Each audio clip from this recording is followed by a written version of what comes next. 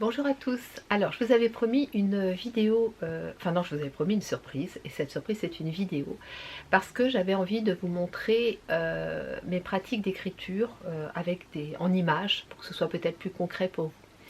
Tout ce que je vous ai proposé entre le 1er et le 24 décembre est extrêmement inspiré de ce que moi je pratique depuis de nombreuses années, et vraiment c'est hyper précieux pour moi. Pour plein de raisons. Alors déjà, je le fais pour moi. Moi, ça me permet de conscientiser tout ce que je traverse. J'ai une vie très dense, très intense, mais je pense réellement comme nous tous. Comparativement aux générations précédentes où la vie s'écoulait plus paisiblement, où il y avait moins d'activités, où on bougeait moins, où on était souvent dans le même travail pendant toute une vie. Il y avait quand même des choses qui se passaient, heureusement pour nos ancêtres, mais voilà, il faut quand même se dire que je pense qu'ils avaient le temps de prendre conscience de tous les changements qui s'opéraient dans leur vie, ou des épreuves qu'ils traversaient, ou des joies qu'ils vivaient, voilà. Alors que nous, tout s'enchaîne à une vitesse incroyablement rapide, et souvent le piège, c'est on ne réalise pas, en fait, on ne réalise pas. Euh, une des, une des étapes importantes que j'ai documentées, c'est mon cancer. Alors c'était un petit peu le hasard parce que j'étais en formation de sophrologie, et quand j'avais commencé cette formation, j'avais décidé justement de documenter cette formation, de garder une trace, parce qu'il faut savoir qu'en sophrologie, on apprend à devenir sophrologue, mais on expérimente sur soi-même. Donc pour moi, c'était important de garder une trace de comment je vivais chaque pratique, ce que je ressentais, etc. Et puis le cancer est arrivé entre deux, et j'ai continué à dire ce que je ressentais, comment je traversais tout ça. Et une fois que je suis arrivée au bout de ma formation, j'ai repris ce cahier, et là j'ai fait waouh. Vraiment, c'est comme si quelque chose qui s'était passé. C'est vrai que des moments comme ça dans la vie, c'est presque surréaliste. Et quand ça se termine, on se dit mais est-ce que je l'ai vraiment vécu? Même si on est extrêmement fatigué, on est éprouvé dans notre corps, dans notre chair, notre vie a été complètement chamboulée. Et pour autant, il y a quelque chose de difficilement palpable. Et pour arriver comment dire, oui, à appréhender, à vraiment s'approprier totalement cette expérience et en tirer les conclusions qu'il faut en tirer, eh bien moi j'ai vraiment besoin de passer par l'écrit. Voilà, donc je l'ai fait à ce moment-là, c'était un petit peu le hasard comme je vous l'ai expliqué. Je l'ai fait quand mon petit-fils est né, parce que mon petit-fils est né le 20 février 2020, juste quelques jours avant le premier confinement. Et du coup, je lui ai expliqué un petit peu voilà, quelles conséquences ça avait eu sur ses premiers jours, comment on avait réussi à se voir, comment je défiais l'autorité pour quand même aller m'occuper de lui, enfin voilà. Et puis je lui ai mis j'ai photocopié comment ça s'appelait, les fameuses attestations, les laissez-passer qu'on se faisait à soi-même, le truc complètement aberrant, des articles de presse, etc. Voilà, et ça je le garde précieusement et je lui donnerai quand il sera en âge de le lire. Et puis je l'ai fait aussi au moment où on a eu ce gros projet avec mon mari. Ça a duré 18 mois, et c'est vrai que pareil, les événements se sont enchaînés, on a dû faire face à des obstacles qui étaient vraiment compliqués à dépasser, enfin voilà, il y a eu plein de choses qui se sont passées, et quand on est arrivé entre guillemets au bout de ça, eh bien moi je n'arrivais plus à me souvenir de tout ce qu'on avait fait. Parce qu'il y avait eu beaucoup de démarches administratives, il y avait eu beaucoup de choses qu'on avait dû mettre en place. Enfin bon, c'était voilà, c'était vraiment très intense. Et, euh, et en fait, une fois qu'on est arrivé au bout, il y a un jour où j'ai vraiment ressenti dans mon corps le besoin de me poser et de tout noter. Tout, tout, tout. Pourquoi? Parce qu'en fait, je me suis rendu compte que quand on a des moments de vie comme ça, très intenses, on ne s'autorise pas à ressentir nos émotions. Voilà, à les exprimer, déjà à les ressentir et à les exprimer. et on enchaîne. Et c'est un petit peu normal, et il n'y a pas à s'en vouloir, parce que il y a des situations où on doit être très dans le mental, parce qu'il faut tenir le coup, c'est quand même pas évident. Et si on commence à se dire, bon stop, je vais prendre le temps de noter mes émotions, etc. Bon, bah, il y a des délais à respecter quand vous faites face aux administrations. Vous ne pouvez pas leur dire, excusez-moi, j'ai 24 heures de retard parce que j'étais en train d'écrire ce que je ressentais dans mon corps, dans mon cœur, etc. Voilà, donc il y a une réalité, il faut faire face à cette réalité, et quand c'est comme ça, on est à fond, à fond, à fond, et on ne prend pas le temps de noter tout ce qu'on fait, tout ce qu'on expérimente, tout ce qu'on arrive à réaliser, parce qu'en fait c'est ça, c'est que nous sommes des êtres extraordinaires, on est capable de choses incroyables, mais comme tout va très vite, en fait, on ne le conscientise pas et on l'oublie. Et ça, je trouve ça extrêmement dommage. Parce que je peux vous dire que quand une nouvelle expérience se présente et que vous avez à l'esprit tout ce que vous avez réalisé auparavant, eh bien, vous ne l'appréhendez pas du tout de la même façon. Mais vraiment pas du tout. Et je vais vous donner un petit exemple. Peut-être que je le reverrai là dans les cahiers et je vous le montrerai, mais l'année dernière, donc j'ai eu un cancer en 2017 qui a été traité en 2018 et j'ai des contrôles tous les ans. Et l'année dernière, bingo, on retombe sur quelque chose au niveau le même sein et puis bah voilà, il y a une succession d'examens qui sont prévus, mais c'est vrai que sur le moment, parce que moi en plus je l'ai vu au premier examen et j'ai pas eu le compte rendu tout de suite. Parce qu'il vous donne les images, mais vous avez le compte rendu que 48 heures après, et quand vous connaissez un petit peu, vous savez un petit peu lire tous ces trucs là, voilà, moi j'ai eu un bon coup de stress avant d'avoir le compte rendu et de pouvoir décoder le compte rendu, et là je me suis posée, j'ai pris mon journal de bord, et je me suis dit, ok, tu as vécu ça en 2017, et tu as traversé cette épreuve, avec beaucoup de courage, beaucoup de détermination et surtout beaucoup de ressources. Donc tu vas te remémorer toutes les ressources que tu as utilisées et qui t'ont permis de dépasser ça et de guérir. Et voilà, et donc j'ai pris mon cahier et j'ai noté tout ce que j'avais fait en 2017 et 2018 pour arriver à guérir de ce premier cancer. Et une fois que j'ai eu ça sous les yeux, ça peut paraître peut-être bête, mais une fois que j'ai eu ça sous les yeux, je me suis dit, mais en fait, il n'y a pas de souci. Si jamais c'est à nouveau un cancer, eh ben, je refais la même chose, et puis voilà. Et ça m'a vraiment apaisée. Donc c'est pour ça que, voilà, mes journaux de bord, donc en voici un premier, en voici un deuxième, je ne vais pas tous vous les sortir, parce que j'en ai encore d'autres là-bas, ils sont hyper précieux pour moi, et c'est très très très souvent que je les réouvre. Alors, qu'est-ce que j'ai là-dedans? Qu'est-ce que j'ai? J'ai beaucoup d'écriture, hein, donc là, vous voyez, c'est vraiment, on reste sur quelque chose de très classique. Ensuite, ça m'arrive justement... alors voilà, je vous parlais du moment où je me suis posée. Alors, je vous disais, le projet avec mon mari, 18 mois, non, en fait, c'est 20 mois. Voilà, nos 20 mois de folie. Donc, vous voyez, j'ai tout noté là. Toutes les dates et tout ce qu'on a fait, voilà, et ça m'a pris 13 pages hein, quand même, donc au bout de la 13e page je me suis dit, ah ouais, là quand même on a vraiment géré hein. Bien évidemment que le résultat final, voilà, l'arrivée de mon mari ici en France, donc là il y avait une photo hein, parce que je voulais absolument garder un souvenir, le ticket de parking voilà, d'Orly quand je suis allée le chercher. Et puis après, après je lui ai fait découvrir Paris, donc de la même façon, voilà, j'ai mis quelques photos, voilà. Et après, écriture. Alors nous sommes descendus en Dordogne puisque la raison, entre autres, de son arrivée en France, c'était aussi pour travailler. Donc voilà, vous voyez, j'ai mis des petites choses comme ça. Donc ça, je garde, je colle. Voilà, moi pendant ce temps-là, je logeais là. Vous avez peut-être vu des stories à cette époque-là de l'année dernière. Et voilà, donc photo, ticket de parking, oui, voilà, ça c'est un petit ticket aussi. J'aime bien en fait partir d'une chose toute basique comme ça et raconter l'histoire à côté. Voilà, alors ça c'était un petit peu plus tard dans l'été avec mon petit-fils. Nous sommes allés visiter Château-Gaillard qui est juste à côté de chez moi. Et voilà, j'avais vraiment envie de garder une trace de ce moment tous les deux, vraiment, où il m'a dit, mais Nani, c'est comme si on était partis en vacances tous les deux. Et vraiment, on a passé une super journée. Alors là, vous pouvez voir que commencent à apparaître des petits stickers. Parce que voilà, maintenant j'ai passion stickers et j'en colle partout. Et je trouve ça vachement agréable quand je relis d'avoir ces petits stickers.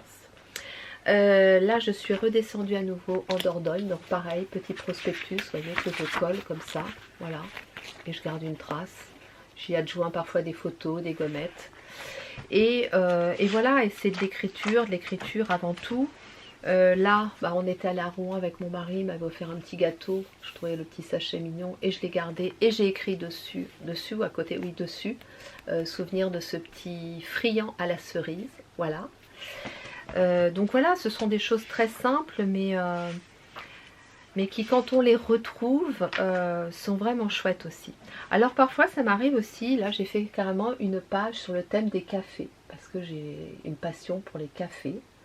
Et j'adore passer du temps dans les cafés, ça m'inspire énormément. Donc voilà, à Honfleur, à Trouville, à Paris, là je ne sais pas où c'est, à Paris aussi, voilà. Parfois ça m'arrive, bah là en l'occurrence, avec mes petits-enfants, j'aime bien aussi des photos que j'aime bien, toutes simples, que j'ai envie de garder et je commente à côté. Donc là il n'y a pas forcément d'idée de relater des événements très important. Là c'est vraiment du quotidien, mais avec un petit dessin fait par mon petit-fils. Voilà, j'aime aussi garder une trace de ces moments-là, des moments simples. Qu'est-ce que je pourrais vous montrer d'autre? Bah pareil, là j'avais montré la côte normande à mon mari et c'est l'endroit où mes parents ont quand même vécu pendant des années. Donc voilà, j'aime bien aussi prendre un lieu que j'aime beaucoup, avec lequel j'ai une histoire, et puis raconter cette histoire avec des photos. Voilà, ça c'est quelque chose que j'adore faire aussi. Et puis quoi d'autre? Bah là alors je ne l'ai pas encore fait, mais parfois vous savez, vous avez des petites photos dans un coin, ou des choses que vous gardez parce que vous aimez bien. Et puis voilà, par exemple le sachet de thé là, ce thé de Noël que j'avais beaucoup aimé. Alors j'ai pas encore écrit, je le ferai un jour. La harissa, bon bah la harissa en lien avec la Tunisie bien sûr. Et puis là un musée que j'aime beaucoup à Boulogne. Donc là j'ai pas encore écrit, mais un jour voilà, je vais rajouter des choses. Donc c'est soit j'écris et je documente, soit j'ai des petites choses comme ça que je veux garder, des petits souvenirs que je colle et je vais raconter l'histoire en lien avec ça. Voilà, donc ça c'est celui de l'année dernière. Celui de cette année, donc là on a j'ai un petit peu changé, alors, il y a toujours beaucoup d'écrits, hein, voilà. Mais alors là vous retrouvez voilà, des petits sachets alors je suis très gourmande de croissants, le croissant parisien, enfin le croissant français. Pour moi c'est la viennoiserie par excellence. Et voilà, j'aime bien garder les petits sachets que je trouve très jolis dans les boulangeries parisiennes. Et puis bah là petit à petit apparaissent les stickers, voilà. Donc ça vient de chez Action, vous allez chez Action. Régulièrement je débarque chez Action et je fais une provision de stickers. Parce que au début j'en mettais juste un peu et de plus en plus, et plus ça va, que je vous trouve les dernières pages. Voilà, donc là on est dans Passion Stickers. Mais vous voyez, je trouve que, je sais pas, j'aime bien ce que ça amène comme ambiance dans mes carnets. Voilà, donc là, pareil, de la même façon, je vous cherche des petits exemples, je documente, donc je raconte quand même beaucoup. Alors, je n'écris pas tous les jours, vraiment, hein, je n'écris pas tous les jours, mais par contre, je vais écrire quand même les étapes importantes, voilà. Il y a eu une période où j'écrivais tous les jours, mais ça c'était autre chose. C'était mes fameuses 3 pages du matin que je faisais parce que j'en avais vraiment besoin. Les 3 pages du matin, donc c'est écrire 3 pages tous les matins. Ce qui vous passe par la tête, le but n'est pas de garder une trace. Le but est de vider ce qu'il y a dans votre tête. Donc quand je sens que j'ai la tête trop pleine, je fais ça. Voilà. Là, c'est un autre objectif, c'est l'objectif de garder une trace des moments importants dans ma vie. Là, par exemple, j'étais en Dordogne et je suis allée dans l'église du Bug et il y avait toute une expo avec de magnifiques textes, enfin des commentaires de l'évangile que j'aimais beaucoup et ils donnaient des petites fiches comme ça à chaque fois.